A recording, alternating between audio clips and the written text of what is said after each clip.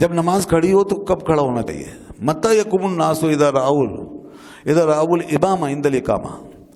یہ باب ہی دیکھیں سلمان سے، کب کھڑے ہوں گے لوگ؟ جب امام کو دیکھیں گے اقامت کے وقت. لوگوں کو کب کھڑا ہونا چاہیے؟ اقامت شروع ہو گئی. تو آئیے پہلے حدیث شریف سنتے ہیں. یہ حدیث بیان فرمائی ہے حضرت عبداللہ بن ابی قتادہ نے رضی اللہ عنہ. انہوں نے اپنے والد سے یعنی ابو قتادہ سے. ابو قتادہ رضی اللہ عنہ فرماتے ہیں کہ فرمایا رسول اللہ صلی اللہ علیہ وسلم نے اذا اقیمت الصلاۃ فلا تقوموا حتى ترونی، جب نماز کھڑی ہو تو تم کھڑے مت ہوا کرو. دیکھ لیے جناب، نماز کھڑی ہو تو تم کھڑے مت ہوا کرو. تو اب جو یہ سمجھا کہ نماز کھڑی ہوتے ہی کھڑے ہو جانا چاہیے، اسے تو روک دیا.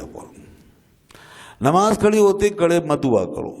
کب کھڑے ہوں پھر؟ حتی ترونی. حی علی الصلاۃ حی علی الفلاح کا مسئلہ ابھی آپ سمجھ جائیں گے. یہاں پہ حضور نے فرمایا حتی ترونی، یہاں تک کہ مجھے دیکھ لو. تو گئی وہ بات کہ جیسی تکبیر شروع ہو کھڑے ہو جاؤ، نہیں ہے کہیں بھی. ہم یہی کہتے ہیں لوگوں سے، ایک حدیث دکھا دو جس میں یہ فرمایا ہو کہ تکبیر شروع ہوتے ہی کھڑے ہو جاؤ.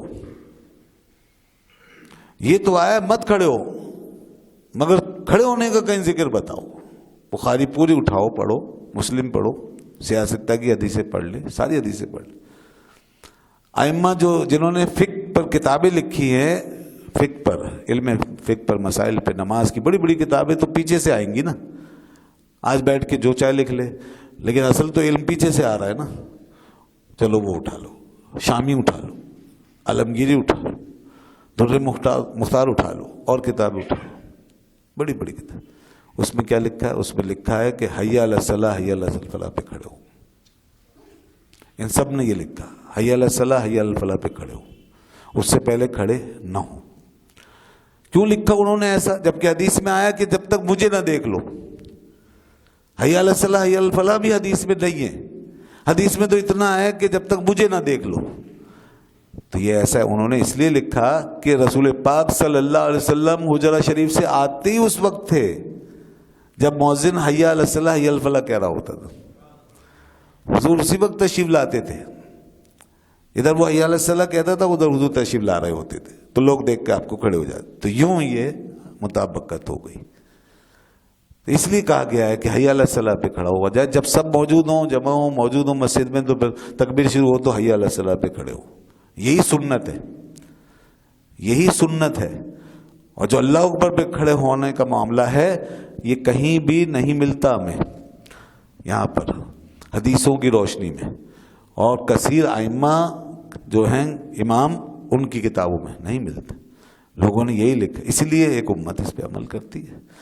لیکن بہرحال اگر کوئی کھڑا ہو جاتا ہے تو کوئی گناہ نہیں ہے. مگر عجیب سی بات ہے کہ امام بیٹھا ہے، سب بیٹھے ہیں، اب نماز شروع ہوتے ہی دو قسم کے طریقے جو ہیں وہ ایک دم سامنے آ جاتے. تو اس لیے عجیب سا لگتا ہے. اور پھر امام جو ہے وہ ظاہر ہے صحیح، اگر اس کو سمجھ رہے ہیں آپ تو پھر اس کے مطابق چلنا چاہیے. اور اگر آپ غلط سمجھ رہے ہیں امام کو تو پھر آپ اپنی نماز کو دیکھیں گے. پھر کیا کریں آپ؟ نماز آپ ایسے امام کے پیچھے پڑھ رہے ہیں کہ امام جو ہے خود غلط ہے آپ کی نظر میں، حدیث پہ نہیں چلتا، بدعت پہ چلتا ہے. اور بعض لوگ تو کہتے ہیں شرک کر دیا. امام صاحب نے کہا یا رسول اللہ شرک کر دیا، تو امام کا تو ایمان ہی گیا. تو پھر نمازیں کہاں سے ہوئی؟ اگر یہ تضادات ہیں نا ہمارے معاشرے کے، عجیب. دین کو ہم نے کھلونا بنایا ہوا، تو ہمارے پاس کیا جسٹیفیکیشن ہے ان باتوں؟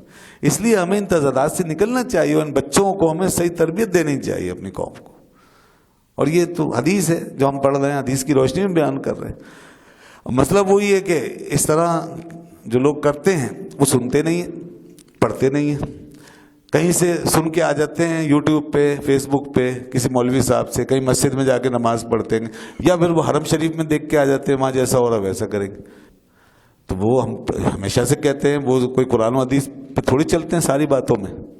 ان کے یہاں بہت سی غلطیاں ہوتی ہیں. وہاں تو سچ پڑھ رہا ہے، وہ سامنے سے گزر رہے، کوئی نہیں برا مانتا، نہ کوئی کہتا ہے نہ کوئی روکتا ہے. وہاں تو عورت ساتھ کھڑی ہو جاتی ہے، مرد کی نمازی ضائع ہو جاتی ہے، یہ بھی ہو جاتا ہے. تو بہت سی چیزیں ہو سکتی ہے. تو اس لیے کہیں بھی یہ نہیں ہے قرآن و حدیث میں کہ حرمین شریفین میں جو ہو اس کی پیروی کرو. یہ بھی ہمارا اپنی اختراع ہے. ہمیں تو قرآن و حدیث پہ چلنا ہے, ان کو بھی چلنا ہے, ہمیں بھی چلنا ہے. تو قرآن و حدیث میں کیا یہ دیکھو اور کیا آیا ہے. یہاں پہ فرمایا جا رہا ہے کہ جب نماز کھڑی ہو تو تم کھڑے مت ہو, فلا تقوموا, صاف فرمایا کھڑے مت ہو, حتی ترون, یہاں تک کہ مجھے دیکھو. پھر فقہا کا میں نے حوالہ دیا, سب اسی طرح لکھتے آئے کہ جب موضع حی علی الصلاۃ پہ پہنچے تو پھر سب کھڑے ہو جائے. اور دیکھیں اذان کے تکبیر کے الفاظ بھی کسی کی سمجھ میں آتے ہوں تو اسے خود سمجھ آ جائے گا کہ معاملہ ہے کیا. مگر ہم اتنا بھی غور نہیں کرتے کہ تکبیر میں اللہ اکبر کا مطلب کھڑے ہونا ہوتا ہی نہیں ہے. کھڑے ہونے کی طرف تو بلاتا ہے مؤذن اس وقت جب حی علی الصلاۃ کہتا ہے. جب تکبیر میں کہتا ہے نا حی علی الصلاۃ, اب وہ کہہ رہا ہے آؤ بھائی نماز کی طرف, حی علی الفلاح, آؤ فلاح کی طرف, قد قامت الصلاۃ, اور یہ آ گئے سب. اب اس نے کہا قد قامت الصلاۃ, لو جی کھڑی ہو گئی نماز, کھڑی ہو گئی نماز, قد قامت الصلاۃ. تو کم از کم اس کے الفاظ ہی سمجھ لو بھائی, کوئی اس تکبیر کا مطلب ہی سمجھ لو کہ کیا کہہ رہی ہے تکبیر, اسی کے مطابق شروع کر دو. لیکن نہیں, لوگ جب کوئی بات اپنے دماغ میں بٹھا لیتے تو پھر پٹی باندھ لیتے ہیں, پھر کسی کی بات نہیں سنتے, پھر آپ قرآن حدیث جو بھی پیش کرتے رہیں وہ پھر اپنی بات کی جاتے.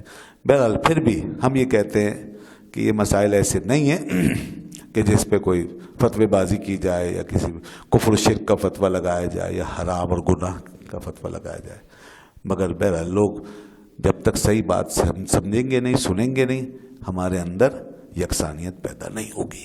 اور اسی طرح ایک بچہ بچپنے سے لے کے بڑھاپے تک پہنچ جائے گا مگر اپنی روش نہیں چھوڑے گا, کیونکہ وہ سنے گا ہی نہیں کبھی, نہ قرآن سنے گا نہ حدیث. وہ تو بس اپنے مولوی صاحب کے پیچھے پیچھے پیچھے پیچھے چلے گا, باقی دنیا کو یہ کہے گا قرآن میں یہ آیا, حدیث میں یہ آیا. تو بھائی قرآن و حدیث میں جو آیا ہے وہ سنو تو صحیح. تو اس لیے یہ ہے بخاری شریف کی حدیث.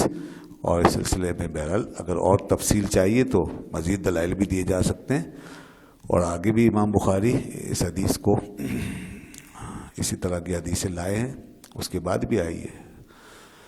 ہم اسی پہ اکتفا کرتے ہیں. اللہ تعالیٰ سے دعا ہے کہ ہمیں دین حق کو سمجھنے اور اس پہ عمل کرنے کی توفیق عطا فرمائے. وآخر دعوانا الحمدللہ رب العالمین. ایک مسئلہ رہ گیا, بس ایک آخری بات. لوگ کہتے ہیں صفے درست کرنے کے لیے کھڑے ہوتے ہیں. یہ بھی ایک قسم کا مذاق ہی لگتا ہے نا, 10 آدمی ادھر بیٹھے, 10 ادھر, ایک بیچ میں صف درست کر رہا ہے, تو صف کیسے درست ہوگی؟ یا تو سارے کھڑے ہو جائے. اور دوسری بات یہ کہ صفے درست کرنے کا مسئلہ کوئی آج کا مسئلہ نہیں ہے, ہم سے پہلے زمانہ رسالت میں ہم سے زیادہ اہتمام تھا اس کا. تو اس وقت جب حضور نے یہ نہیں فرمایا کہ کھڑے ہو کے صفے درست کر لو جیسے اللہ اکبر کہا جائے, تو پھر ہمیں کیوں اتنی فکر ہے؟ اس کا طریقہ یہ ہے کہ جب حی علیہ السلام میں سب کھڑے ہو گئے, اگر صفوں میں نہیں ہے درستگی, لوگ آگے پیچھے, تو امام صاحب آگے سے کہتے ہیں, جیسے کہ ابھی ہم نے اعلان کیا نا اقیموا صفوکم, اور ہوتا ہے ہم تک صفے درست کر لیجیے, کاندھے سے کاندھا ملا لے. اس میں کتنا ٹائم لگتا ہے؟ ہم کو اتنے ناسمجھ تھوڑی ہے بات, ہم کرتے کرتے تھوڑا ٹائم لے لیں گے. وہ اسی وقت کھڑے ہو جائیں, کاندھے سے کاندھا ملائیں, پیر دیکھیں سیدھے, ختم, 1 منٹ کی بات ہے. تو یہ اعلان ہو جاتا ہے, توجہ کے لیے کافی ہے. تو اس کے لیے اللہ اکبر سے کوشش کرنے اور محنت کرنے کی کیا ضرورت ہے؟